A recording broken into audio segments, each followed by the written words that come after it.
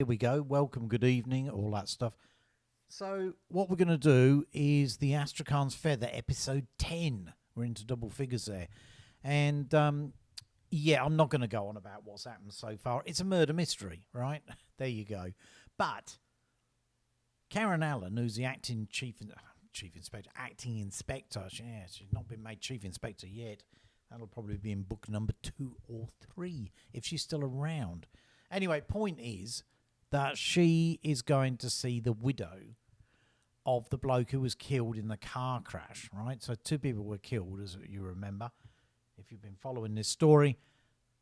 The bloke who picked up the young girl and the young girl herself, unfortunately. Anyway, that's where she's gone. Before we start on that, though, so I was parking the company vehicle today.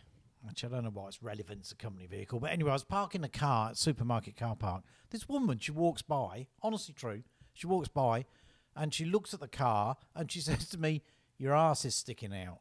And I look at her and I say, "So's yours." But I wasn't going to say anything because I thought it was a bit rude, you know. Anyway, she just slinked off, right? It reminded me also of when I was working at News Corp. Not that that's relevant either. And I was in a lift where I worked, and this woman got in, and she had this really, really nice dress on. It was a summer dress, you know. It was really, really nice. And I said to her, "Nice dress." And she looked at me, and she said, "You mean nice arse." I didn't know what to say. I wasn't thinking about that at all. If I wear a pair of tight Levi's and appear in a lift, and somebody says to me, "Nice jeans," what am I going to do? Am I going to say, "You mean nice arse"? Of course I'm bloody not. Or, "You mean nice cock"? It's ridiculous. I don't know what's the matter with people these days. Anyway, there you go. Let's get on to the Astrakhan's Feather, and let's see where we are. I've been spending a bit of time changing it into the present tense. All right, Karen turns up at this big house. White gravel crunches under her tyres as Karen brakes a Peugeot. The tall iron gates are open. The brass sign on the solid sandstone gatepost gleams. Karen mouths a word, Victoria's Secret. She shakes her head, guns the engine, scatters white pebbles as the car bumps up onto a well-made tarmac driveway, so smooth it makes the Peugeot run near silent. The private road curves on a smooth, gentle swoop. I'm going to move this a bit, because I know I'm looking sideways all the time. Let's see if I can sort it out. The private road curves on a smooth, gentle swoop, passing through acres of lush green grass. Given the wilting heat, Karen wonders how much water you need to keep all this bazy. But then she remembers a drenching storm last night. She sighs. That seemed a long time ago. That seems a long time ago. Cresting a small rise in the road, she makes the Peugeot's brakes squeal and the car slides a touch as she brings it to a sudden stop. She whistles long and low. A fairy tale French chateau. I'll just do that again. Oh, I just banged my tooth on the mic. Anyway, a fairy tale French chateau sits away off in a dip amidst landscape gardens, parterre, gravel walkways, a sweeping gravel driveway. In the courtyard, 4 giant leaping gold dolphins glitter in a massive sandstone fountain. Water cascades from their mouth. Karen licks her lips. She puts the car back in gear and lets it trundle down the remaining sweeping slope of tarmac until it bumps softly down onto more gravel, this time the colour of small burnished gold nuggets. I've seen people have this sort of stuff. She parks in front of the house. Karen changes into her black Jimmy Choos before she gets out the car. They give her height. They make her legs extra long and shapely. She likes that. As does the writer, right? She touches the car's hot metal for a second to steady herself. The heat steals her breath. The Peugeot ticks and heat flows over its bonnet in waves. Karen walks awkwardly on the gravel, heels sinking in. Shouldn't have worn them. Just use flat shoes, right? She steps up onto the 3 wide steps between 4 huge marble columns of pink and white supporting a massive granite porch. Huge gold-framed glass-windowed lanterns hang down on long gold chains in the portico, and Jimmy's heels tap the marble as the dolphins chuckle behind her. It's nice, isn't it? Good bit of writing, even though I say so myself. She peers through the glass of the full length, hang on, my copy's going everywhere, The full-length double doors into a black and white tiled hallway leading off into gloom. She licks her lips because she knows it will be cool in there. She looks, no bell. She tries the handle, locked. With a sigh, she turns and, despite the sunglasses, squints at the glare coming off the gold nuggets. She takes slow, shallow breaths, then walks out of the entranceway shadow and into the cauldron, turning right, stepping onto a stone pathway meandering among gravel along the side of the house. The fountain whispers. She gasps as a stiff breeze blows water and soaks her blouse. Karen looks quickly right and left, then walks forward and lifts her head to the water's soft kiss. She stays like that for a second or two, and then reaches back and squeezes her wet hair tight. Twin globes burn in her sunnies. After a while, she looks down. The blue silk blouse is completely see-through. Her nipples are hard against the fabric. It felt delicious. She shrugs. It would dry before you could say wet t-shirt competition. The house stretches away in both directions. Who'd need a house this big, she reckons. She did the eeny-meeny thing, then set off to the right. Walking close to the wall and long windows, stepping in what little shade there is, Karen stops to look in a heavily tinted window, and all she sees is her face. By the time she's walked to the corner of the house, the blue silk is dry. She figures she was at the back of the place, and when she turns a corner, geometric parterre features. If you don't know what parterre is, look it up, okay? Let's not be lazy, folks. In amongst the patterns, fruit trees bow in the heat. She smells jasmine and orange, lemon, lime, rank plum and dust. Insects chatter, whistle, whine, click, tick and screech. The heat is a heavy weight. A glass and sandstone conservatory juts from the rear of the house. A large man-made lake stretches away, and another fountain gushes and splashes silver water. Beyond, up a small hill, tall, dark, fleshy green palms sway in the hot breeze. Only money, and a hell of a lot of it, can move that much earth and fashion that sort of view, thinks Karen. She turns back to the conservatory. God, it's hot. Her mouth is dry and wretched. She quickly walks up to the conservatory, shades her eyes and looks inside, and sees a man and woman in each other's arms on a gold and blue flock Louis XIV sofa. The redhead with the creamy complexion and long legs saw Karen and lifted her head without fright or surprise. She's used to people looking at her, thinks Karen. She smiles at Karen with sad eyes of cimarron blue, a stark contrast to her skillfully dyed red hair. The man, grey buzzcut, filmy blue and purple cotton shirt with seashell buttons, each with a different runic symbol, taupe cargo pants, gets up, squeezes her shoulder, and leaves the room without looking Karen's way. The ends of his shirts flutter as he walks. The redhead watches him, then turns and folds her long legs, walks towards Karen like a model on a catwalk. When she opens the conservatory door, cool air flows over Karen like water, and she had to stop herself crying out with pleasure and falling into the room.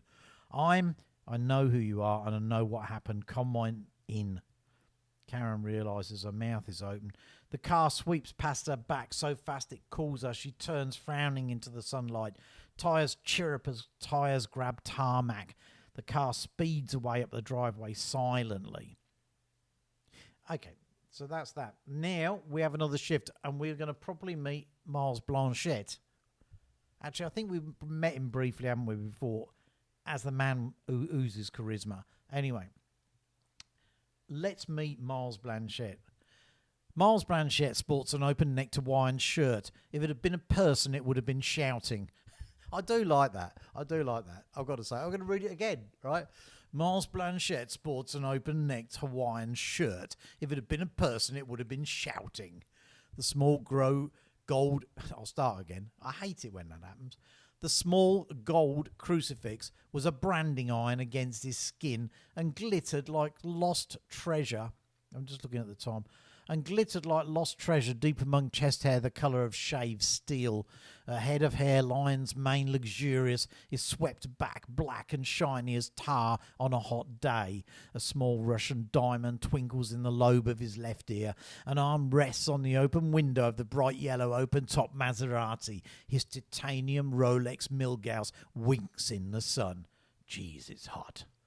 He picks up a monogram white handkerchief and mops his brow and looks at the cloth and barks a laugh. If only you could bottle it. Charisma. That's what he used. His wife had told him more than once. But that was back in the day when they still talked.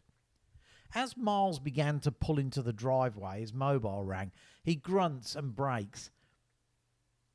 I know I'm mixing my tenses up here. Let me go back. As Miles begins to pull into the driveway, his mobile rings. He grunts and brakes. He looks at the gold and ruby phone ringing, trembling, wriggling its way to the edge of the hand-stitched leather passenger seat like a fat, glossy Christmas beetle. He catches it before it drops between seat and door. Yep. Miles. He shakes his head. Fucking Ace-bit. Drives him nuts. He was beginning to wonder at the sense of it all, but then it was about money and lots of it, and money to Miles was like breath. Trev, all right? No, I'm fucking not all right. You heard what happened? Are we at war? Jesus, Miles. Miles Blanchett pushes the button to send the car's roof closed. It's slow, like the sun going down. What is it, Trev? Ray's been killed. Miles stares out the windscreen, lost for words for once. He wonders if Trevor Aisbett is in his work clothes. White irons, short-sleeved polyester shirt with breast pocket, black tie, dark blue shorts with crease, long white socks pulled up to just below the knee, pair of hard-toed black volleys, or whether he was off duty in his dress stockings and high heels. The car's roof clicks into place. Hang on. And the noise makes Miles jump. He shakes his head quickly and punches the aircon button. Its movement is soft, expensive, and usually makes him smile. But today he frowns at the windscreen. Hang on, what do you mean killed? I mean, said Trevor Aisbett, voice quivering just a bit now, he's fucking dead. I can't believe that, says Miles. Who told you? What happened? Johnny Trott. Miles laughs out loud. Fastest milkman in the West, man's a tosser. Last Friday he delivered yoghurt, boysenberry, whatever the fuck that is, instead of Greek. I mean, geez, Trev. He might not be able to deliver on your yoghurt order, Miles, but he's sure delivering the news on this, says Trev. He's all over town like a fucking dust storm. Says he discovered Ray's car crashed first thing this morning out of Turbold Lane. Seems he swerved off the road in the rain into the ditch. Bang, dead.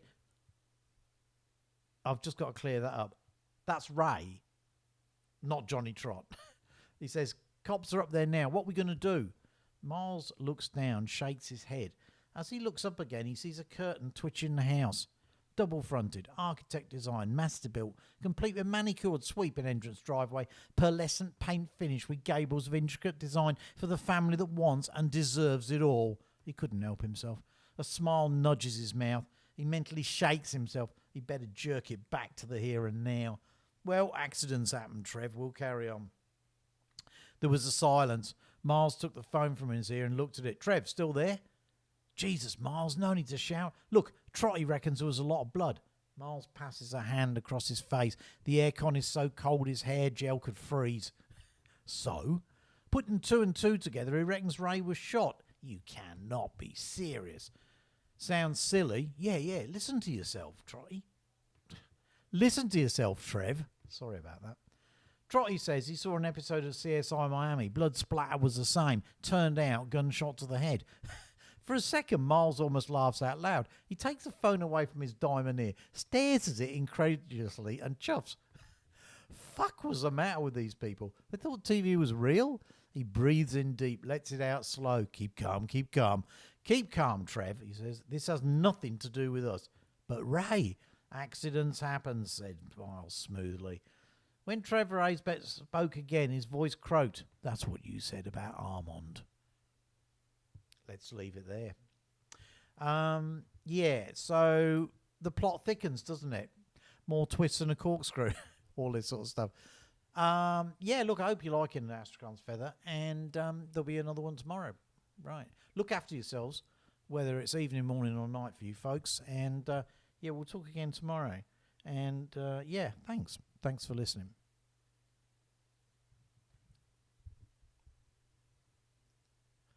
Trying to find a mouse again. He just gets out loose. He goes off. It's hard to get him back here, but I've got him now.